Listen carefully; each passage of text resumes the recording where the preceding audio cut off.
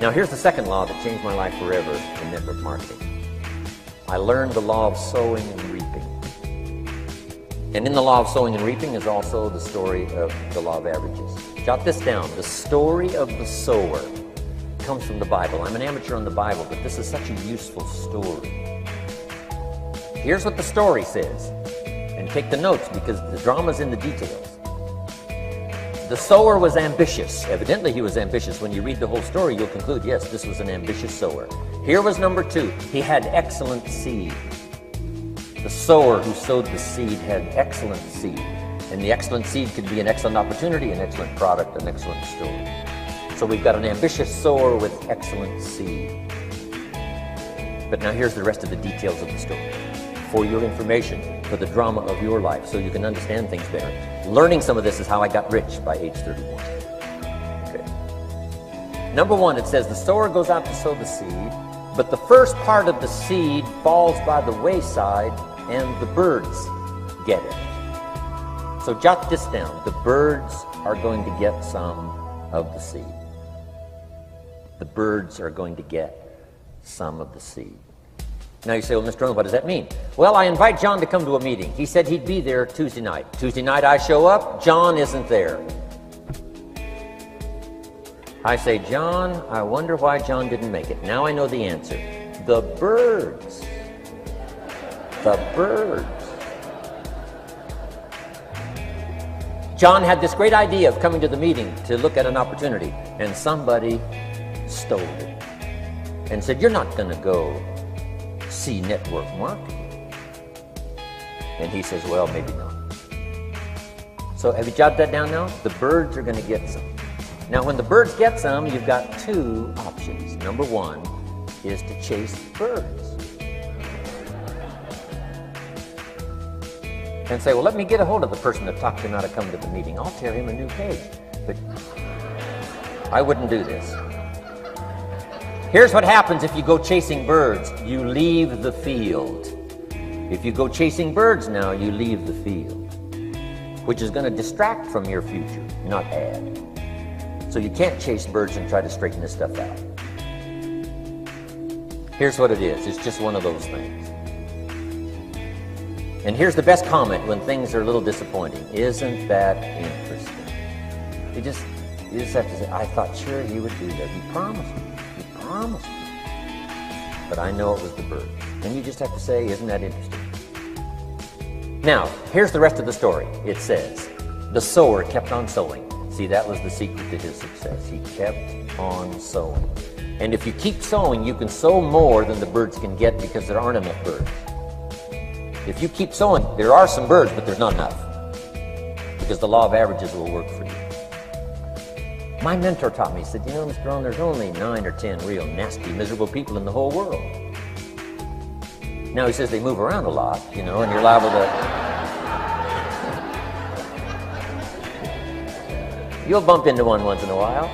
But when you bump into one, you say, there's only 9 more like you. I can handle that in the whole world. Okay.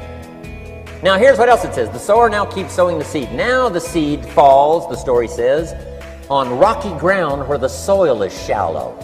And the rocky ground where the soil is shallow is not of your making.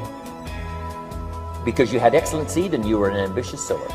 So the rocky ground where the soil is shallow is not of your making. But here's what it says what happened. This time, the little seed that falls in the ground starts to grow. And the little plant starts to grow. But the first hot day, it withers and dies. Not an easy thing to watch.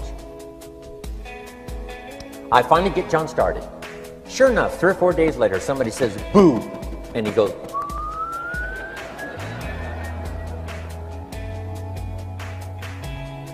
he's gone. Doesn't show up at the second meeting. And I say, I thought sure John had lasted a week. What happened? Jot this down. The hot weather is going to get some. And this is not of your making. Here's what you must say when that happens. Isn't that interesting? What can you do? The answer is nothing. You say, well, I'm going to try to change this. I wouldn't take that class. You know, the sun comes up in the east. Somebody says, why is that? I wouldn't spend much time on that. Just let that happen. Don't go for this why stuff. I'm giving you the answers here. The answers is in the structure, and the consequences and in the deal. The answer is in the deal. Anything beyond that is not worth studying. So how come some just last a little while? I wouldn't sign up for that class. Here's the answer. Some don't stay. You just have to jot that down. And when some leaves, you say, that's one of those that don't stay. Now you know what category to put them in. And you can't solve this now. You can't, it's like rearranging the seasons. You can't fool with that. All you can do is cooperate with the way things are set up. I didn't set it up. You say, well, it shouldn't be this way. Well, when you get your own planet, you can rearrange this whole deal. But on this planet, you're a guest. You got to take it as it comes. Now, here was the secret to the ambitious sower with good seed. It said he kept on sowing. Now, here's what he had to do to keep on sowing. He had to discipline his disappointment. This is a key phrase now to use the rest of your life. You must learn to discipline your disappointment, because you didn't set up the setup, and some are not going to stay, and that is not of your making. Now, if you made gross errors and you ran them off, see, that'd be different. Now, you're responsible for that. But if it's in the normal course of things, this is the way things are. Now, here's what it says. The sower keeps on sowing. Now it says the seed falls on thorny ground. And somebody says, well, how much of this do you have to go through? Well, hang on. It's not the end of the story now. Now the little seed falls on thorny ground, and now the little plant starts to grow again. But as the little plant starts to grow, the thorns choke it to death, and it dies. So jot this down. The thorns are going to get some. And that's not of your making. And what are these thorns? The story even called these little thorns, little cares, little distractions, little somethings. Who knows what all they are? I say, John, we had a meeting last night, you weren't here. John says, well, I can't make every meeting. I say, why not? You're part-time. He said, well, the screen door came off the hinges. And you just can't let your house fall apart. You got to take some time and fix things up. And I can hear the thorns going,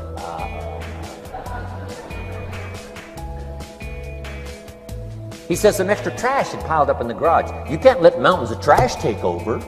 You got to keep your trash hauled out. People who let little things cheat them out of big opportunities. People who let little things cheat them out of big opportunities. And you feel almost helpless. What could I do about that? And that's nothing. And you say, well, why is this? I'm asking you not to sign up for that class. Don't sign up for these why is this class. It's just the way it is. Like winter following fall and spring following winter. So if you got that, the thorns are going to get some. But now here's the good news. Let's read the rest of the story now quickly. The sower now what? Keeps on sowing the seed. Keeps on sharing the story. Keeps on giving an invitation. Yes, the invitation can be more powerful for me as it was 1 year later than it was the first month. Because now I'm saying I'm making twice as much money part-time as I'm making on my full-time job. Yes, the story can be more powerful, but the law of average is still going to work. But now here's what the story said. Finally, the seed falls on good ground. Finally, the seed falls on good ground. Now put this in parentheses. It always will. If you keep sowing. If you share a good idea long enough, it will fall on good people. But now here's the rest of that story. Some of the good ground did 30%. And some of the good ground did 60%. And some of the good ground did 100%. You say, well, why the difference in numbers? I wouldn't sign up for that class. Go on. Have I said that often enough now? Don't register for that class. It's just the way it is. Now, I tried to get the 30s to do 60. found out it was more than I could handle. I used to say, I'll make them successful if it kills me. I almost died. No, you can't do that. Here's what you do. Let the 30s do 30 to the best of their ability and keep doing 30, because that's how they build their lifestyle and get what they want out of life. And let the 60s do 60, and let the 100s do 100s. Now, how can you get some to do 100%? You got to go through all these experiences, and you got to talk to all these people.